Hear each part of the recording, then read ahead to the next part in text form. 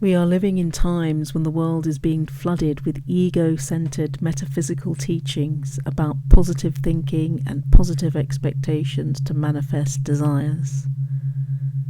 It's important to remember that there has always been a conscious path. Such an ultimate path is about letting go of expectations, concerns about the results, and I-centered thinking, which is the domain of the ego. SOS Mondays will present how you can manifest your creativity and potential through a conscious path. I recommend that you listen to these classes in the order starting from the beginning. So let's begin. How do you recognize truth? Just consider that for a moment. How you move into greater consciousness and expansive creativity is both complex and very simple. I hope I will give you enough information so you can begin to do this right away. You will hear ideas I present here that might be in conflict or tandem with other teachings on ideas you've already received. You see that it will make sense. Nothing will make sense until you recognize the truth. You have an internal mechanism whereby you can recognize truth. This mechanism is very simple and very accurate. You know when you are in front of something that is true. You get an internal feeling that this makes sense. When you have this internal sense, you're getting into contact with something that is likely true. When it does not make sense, it's likely that something is wrong. Now, this system is not bulletproof because you've had conditioning from your experiences, mostly in childhood, that has influenced the way you think and act in the world. Sometimes, when you've turned off this mechanism, you cannot recognize truth. For example, let's just imagine that you've been brainwashed into a sect or a religious group. You've been brainwashed into a belief system that's been very rigid and set in its ways.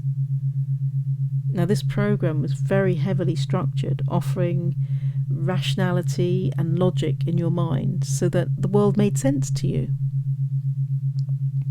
So you apply this logic and rationality to all your life situations, relationships, and decision making. In time, what do you think might happen? Well, the mechanism to recognize truth gets stuck in the off position. Your internal mechanism has been switched to off. Your mechanism has been turned off, and you will not be able to see the truth because you will be perceiving or rationalizing through the lens, which is a very powerful byproduct of a very heavy program of conditioning and beliefs you've received in this sect or religious group. There are many contrived ideas about consciousness. People believe that if they're seeking consciousness, then they are spiritual in some way because they know something. Seeking means that you want to know and that you do not know. Creative success depends on this. Your intelligence is not identified with anything.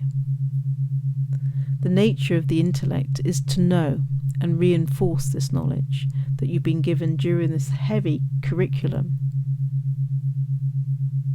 The moment you take on that identity given to you by the system, your intellect or ego will work hard to protect that identity. The moment you say, I am this, your mind immediately moves to protecting your sense of self. This is the nature of how many people have been trained to think and survive in a system where their internal mechanisms have been set to off. Your thoughts can only be created from the limited data you've gathered within the belief system that you've been training with for all your life. What you call a thought is actually a recycled, limited data from a heavy program you've gathered. Now, this mechanism is a very powerful navigation system, and all you need do is plug it in, and you will arrive exactly where you need to be. No thought is required, no figuring anything out, no maps, no getting lost. You simply listen and respond, and everything else is taken care of. So listening to your body is a kind of tuning into this navigation system. When you let go of the mental activity of trying to figure things out, you have the space to become aware of the guidance that is already there. And when you follow the directions that are offered, you stay on track and you do not lose your way. Your body, if you like, is the voice inside the navigation system, using its own special language in the form of physical sensations. It tells you exactly what you need to know, if you're willing to listen. So we live in a world that's complex. Many people are consumed with thoughts, trying to analyse people and situations, sort through, input, plan for every single possible event that might occur. So if you're so enamoured with your mind, following the thoughts that pull you away from yourself, how can you possibly touch base with the messages that your body is trying to send?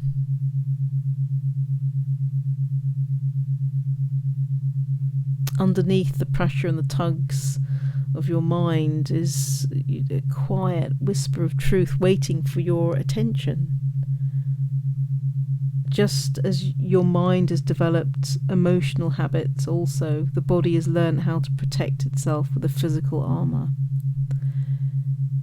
These patterns evolved in responses to fearful experiences in your past.